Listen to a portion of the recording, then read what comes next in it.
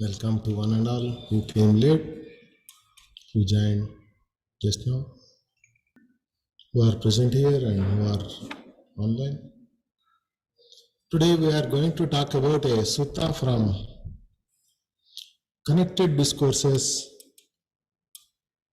Samyukta Nikaya, in which Bhagavan Buddha talked about counterfeit Dhamma and how Dhamma disappears. This discourse was delivered in Savatthi Jetavana, Anatha Pindika's monastery,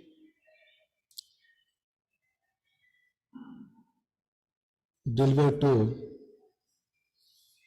Mahakassapa. Mahakassapa was a great disciple of the Buddha, one of the great disciples, who considered as father of the Sangha.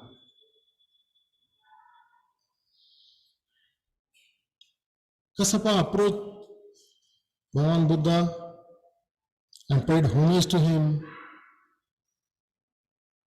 and sat down on one side and said to Bhagavan Buddha,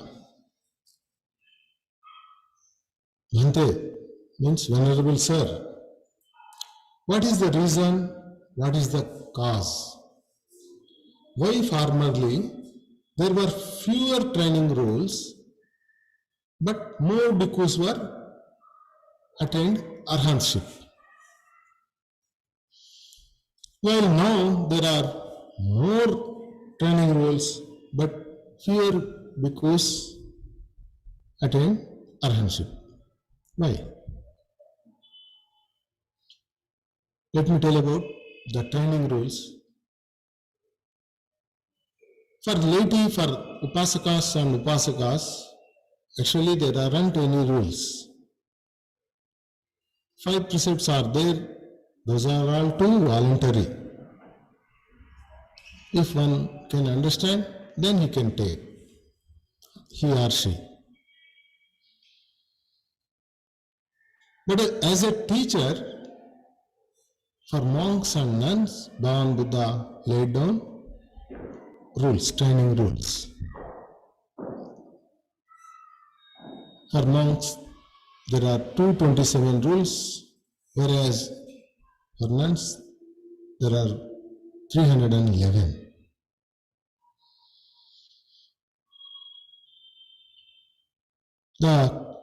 The question from Kassapa Bhante was asking, initially there aren't 2027 or 311 rules.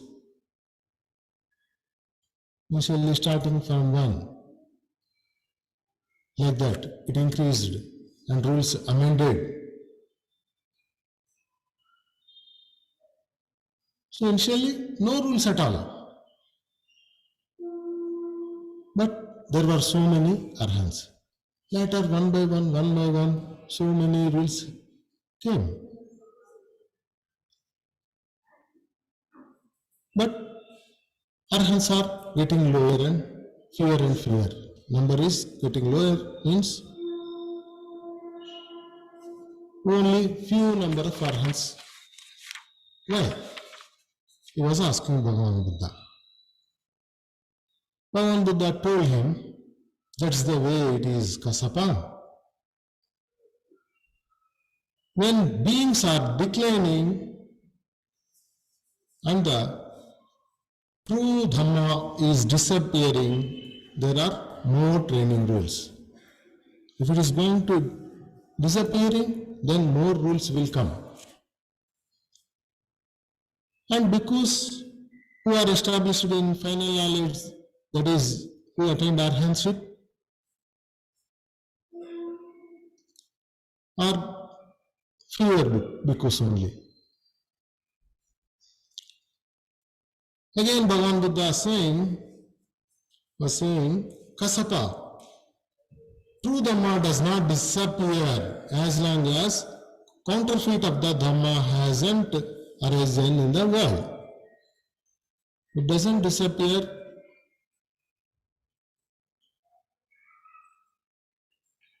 so long.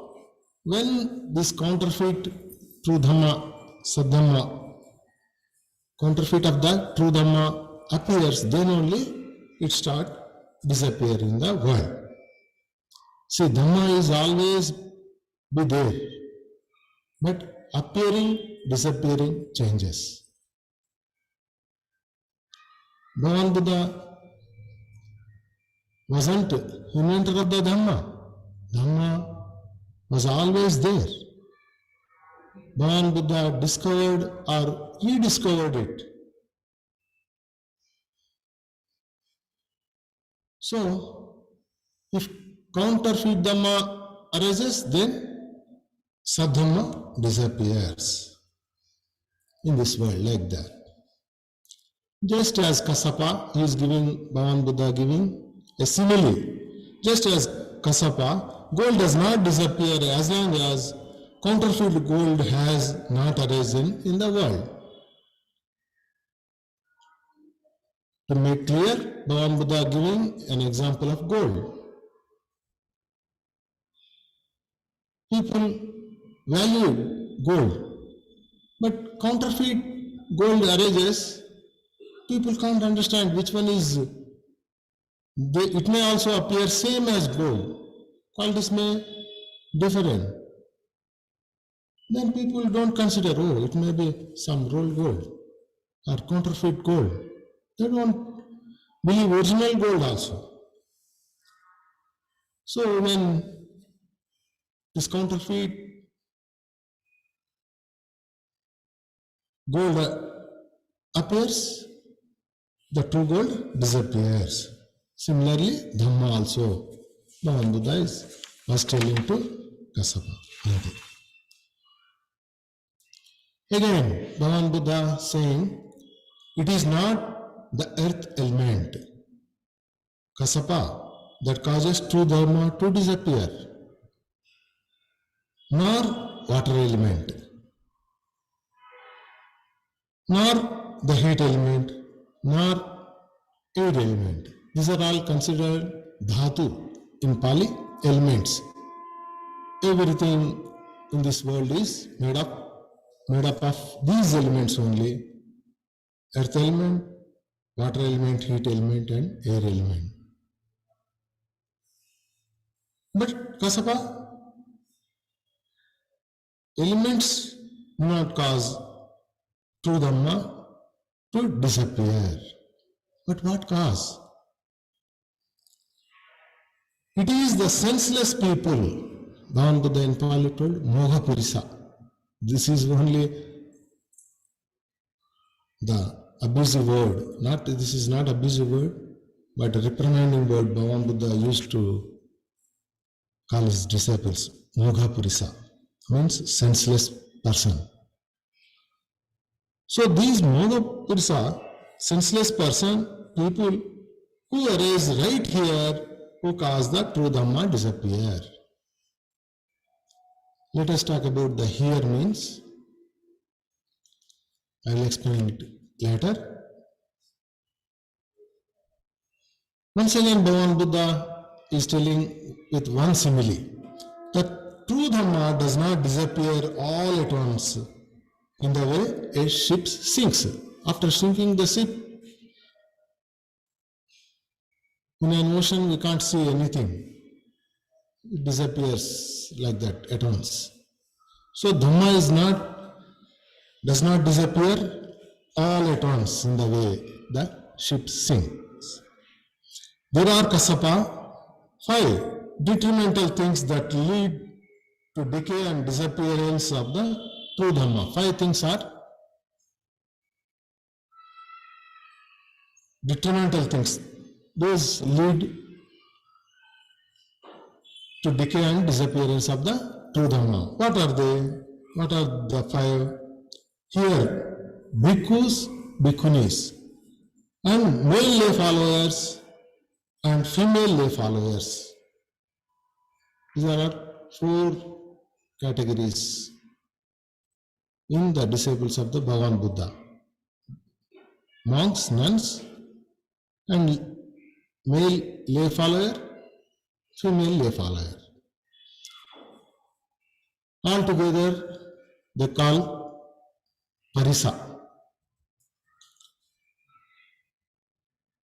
All these people, so here means, according in the last paragraph we talked about this thing. This is the senseless people who arise right here, who cause the true Dhamma to disappear.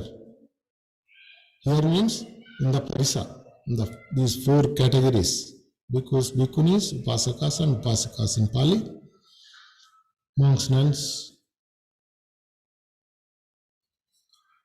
male lay follower, female lay follower, dwell without reverence and respect towards teacher. They don't respect teacher. That is also gradually.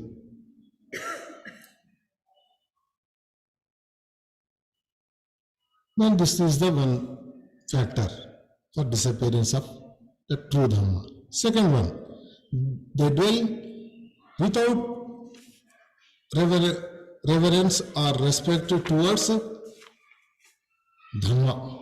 They don't respect Dhamma. See, Buddha is, enlightened person. They don't believe in enlightenment. They don't pay respect.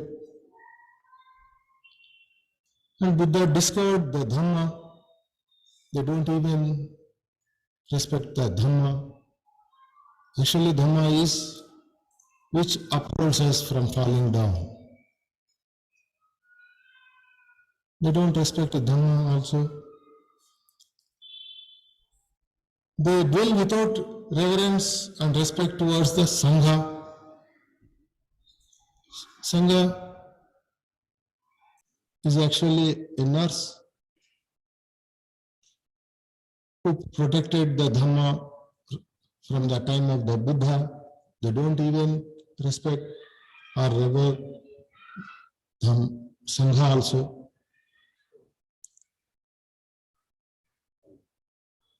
And they dwell without reverence and respect towards training. This is essential. Bhagavan Buddha has taught us training, step-by-step training. They don't even respect the training also. They think merely training consists of 3 parts actually. Pariyatti means listening, studying. Patipatti means practicing. And Pativeda, realization. This is the 3 parts of training. They don't respect the training. Okay, merely knowing is enough. Sometimes people don't even pay interest to know or listen. And the 5th factor is they dwell without reverence and respect towards concentration, meditation. Nowadays, some people are more interested in meditation. Some people tell meditation is not required. But according to Buddha, meditation is essential. So they dwell without reverence and towards concentration. 3 things. They don't respect Buddha, they don't respect Dhamma, they don't respect Sangha, they don't respect training, and they don't respect concentration. These kasapa are the 5 detrimental, harmful things that lead to the decay and disappearance of the true Dhamma.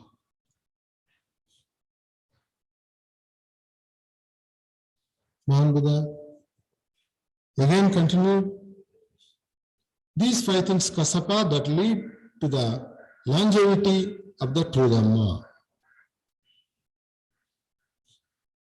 It is non-decay and non-disappearance. What are the five here? Bhikkhus, bhikkhunis, and the male lay followers and the female lay followers dwell with reverence and respect towards the teacher. As we know, we haven't got any respect towards our teacher, we can't learn that subject. We don't get interest in that subject too, and vice versa. If you will have got respect towards a teacher, we will love that subject too. They dwell with reverence and respect towards a Dhamma. They dwell with reverence and respect towards a Sangha. And they dwell with reverence and respect towards the training. They dwell with reverence and respect towards concentration. These kasapa are the five things that lead to longevity of the true Dhamma. Dhamma is teaching. Actually, Dhamma is one thing. We always try to amend it to according to our requirements, but that is not Sadhana. Human nature is like that. If we can't observe one training rule, we look for the loopholes. Oh, how can I do without violating? See, in our Indian Penal Code also, there are so many laws are there.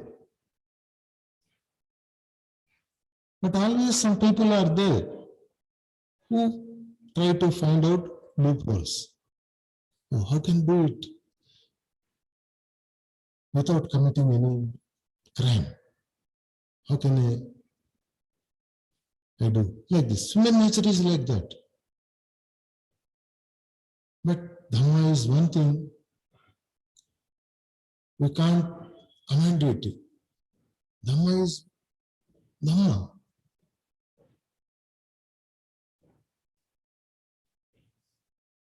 And the protector of the Sangha, protector of the Dhamma is Sangha.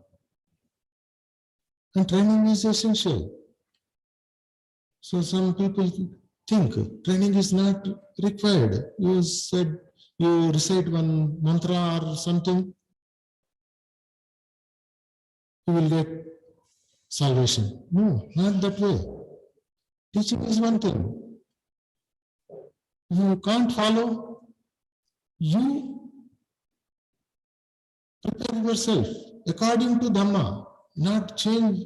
You can't change the Dhamma according to your wishes and your shortcomings. And concentration is essential.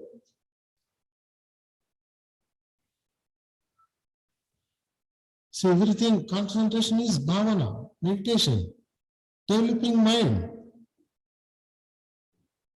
So developing his mind is not important, just merely knowing or merely reciting, this won't work.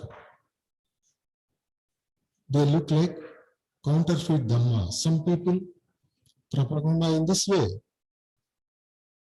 So they cause harming to themselves as well as to the Dhamma. Dhamma is always there, they can't do, but they can make it disappear. So, develop respect towards Buddha, Dhamma and Sangha and training, and last one is meditation. If you follow these things, no element. Bhagavan Buddha told, earth element can't make it disappear. Water. That means not the external elements can damage the true Dhamma, but internally, these four groups of people, monastics and laity, can harm. So keeping this in your mind, develop not blindly faith towards all these things. After thinking only, develop reverence and respect towards Buddha, Dhamma, Sangha, training and concentration. That is the true Dhamma. May Dhamma's longevity increase and may all beings benefit from this. With this, I conclude this Dhamma talk. Bhavatu Sabba Mangalam Rakhantu Sabba Devata Sabba Buddhanubhavena Sabba Dhammanubhavena Sabba Sanghanubhavena Sada Suddhi Bhavantu. Sadhu. Anybody has got any doubts towards this discourse? Please feel free to ask. Is everybody happy? I think. If there aren't any questions, let us conclude with asking. I'm having difficulty conceiving the idea of Dhamma. What is Dhamma?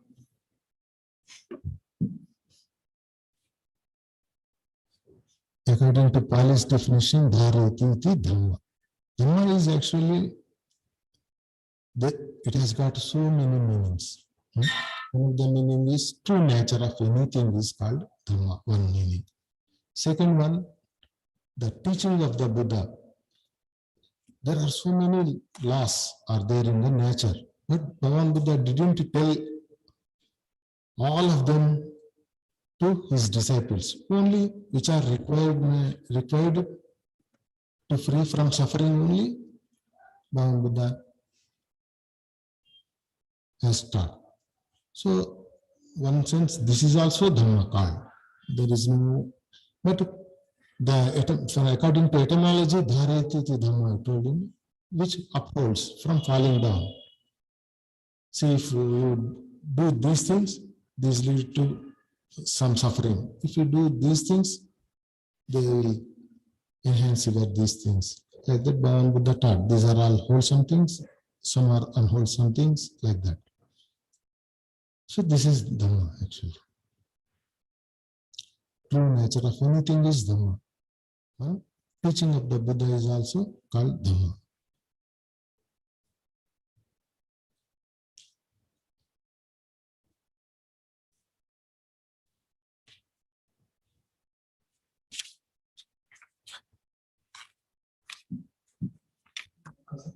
My question is not respecting the fact that currently Sangha and Dhamma is present in this current environment. So we respect the Sangha through body or through mind or whatever. And Dhamma, respecting in the sense we study, we practice 5 precepts. So this is the only respect, or is there any extra respect? So currently Buddha is not there. So we respect only to the ideas of morals. Like Buddha said that if you want to see the true Dhamma, like Anicca, Dukkha, Anatta, so you can see the Buddha in that moment. So how the respect comes?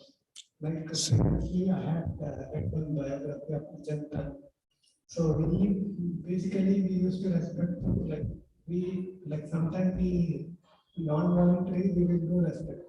But he will respect, like automatically he will respect the Buddha, Dhamma, Sangha. Some people will have that Siddha, they will say it faith. But legally, like who are following currently, they will not have faith to pay homage or like that. So how these things will happen automatically or else by gradual step also. So can you please guide us regarding this? Thank you. Yes, in the Mahaparinibbana Sutta, and Bhagavan Buddha himself told, who is the successor of him? Who? After me, who? He told actually, Dhamma Vinaya will be your teacher. Mahaparinibbana Sutta, he didn't appoint at the time his chief disciples weren't there. They passed away before him. But there was we talked about this Kasapa Bhante. He was there. He's father of the Sangha, is most senior. He actually shares 7 great men's monks out of 32. But and they didn't appoint him. He told, Dhamma Vinaya will be your teacher. So, in paying respect also, see, every person, every country, people, they manufacture, they make idols of the Buddha according to their taste, according to their nationality. But really paying respect means following the teaching. That is called Patipatti Puja. See, these are all external things, small things, to cultivate the bigger one. Ultimately, the greatest respect we can give to Buddha is Patipatti. We try Himaya Dhammana Dhamma Patipatti Buddham Pujemi. We'll tell like that. We recited just now. So practice is the greatest thing. One of his life incidents we see every people whenever Bhagavan Buddha comes to Savatri after Vasa, every people come and visit Bhagavan Buddha.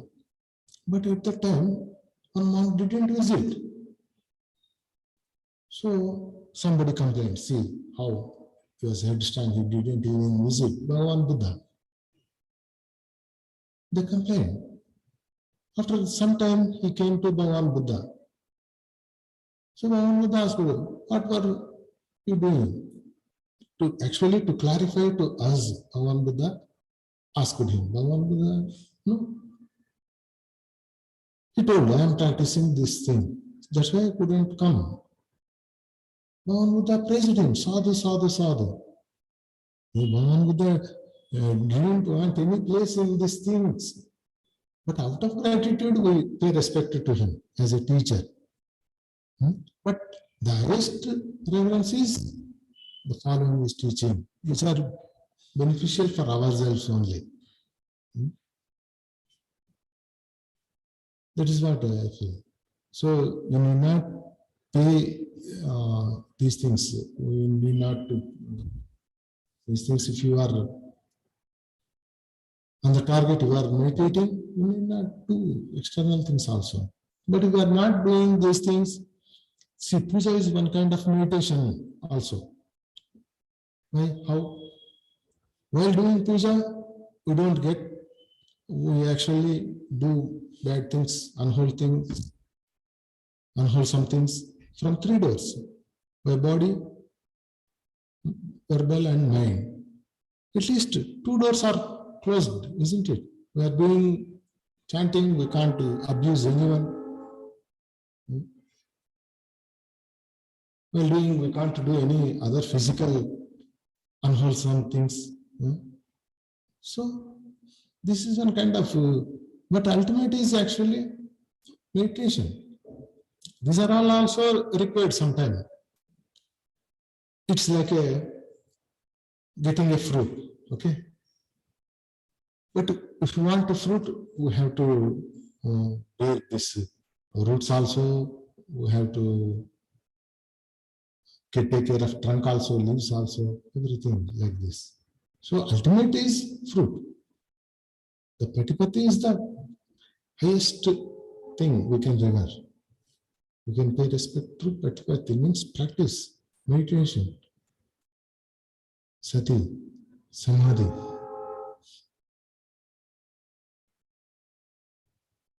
So is it clear? Thank you.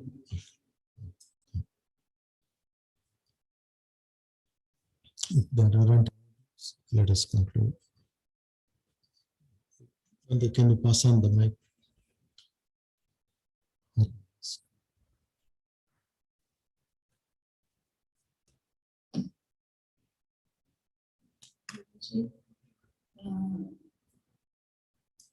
We find that sometimes the teacher is favoring another student, then still how can we respect the teacher?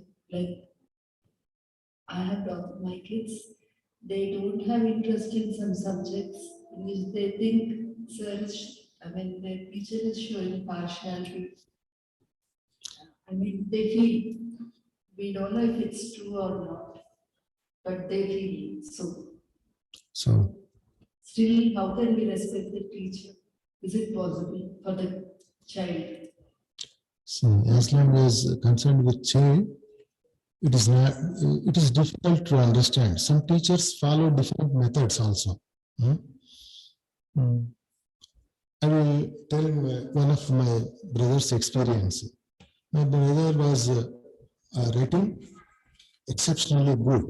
His handwriting was so good. Perhaps it was the best handwriting in that class. But whenever he taken his notes to his teacher, he used to throw it. Very bad. You write 10 times. After that, show me. Like that, he used to tell. My brother was also telling like that. At the time, I was thinking the teacher was so partial. He also knows that his writing is very good. His handwriting is the best one in the class. This teacher is too bad. After so many years, he realized that his teacher's intention. The teacher's intention was, oh, his handwriting is good. If he practice some more, he can get best handwriting. Although he may be the best in this class, but there is some scope for improvement. That's why he used to throw his notebook.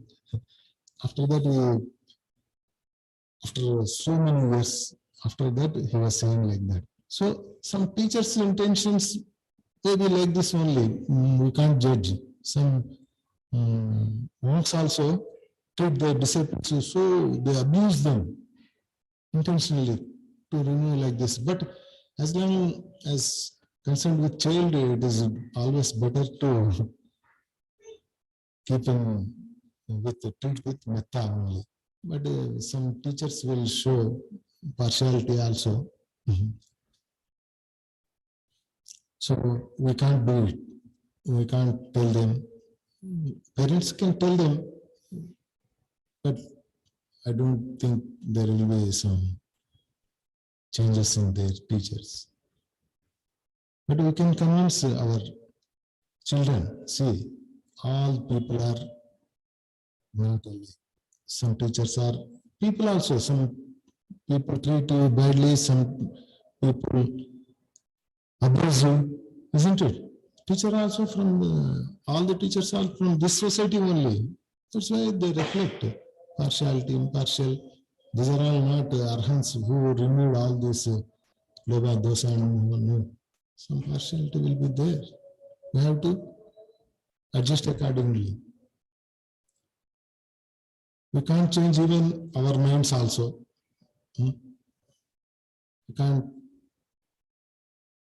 We haven't got control over our bodies also, minds also. See, even our mind doesn't listen. When we are sitting, I don't want to think about all those things. Again, those thoughts will come. So we can't control our body, our mind. We can't control other persons too. That is impossible. So we have to develop patience, khanti, and loving kindness. This is very important. If we develop loving kindness towards them, they may change, but not guaranteed.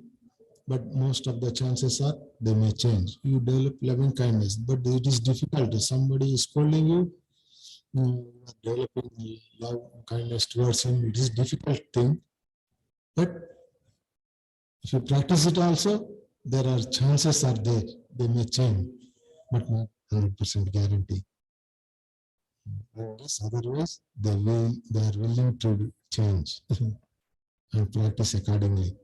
Merely willing is not also enough. I don't show anger towards anyone. No, it may also needs practice. So, children to develop patience and loving kindness. Even Bhagavan Buddha received grudge from so many people. So many people scolded him also. But no reaction. Bhagavan Buddha acted according to Dhamma only. So we can change others. That's for sure. So let us conclude with Metta Bhavana.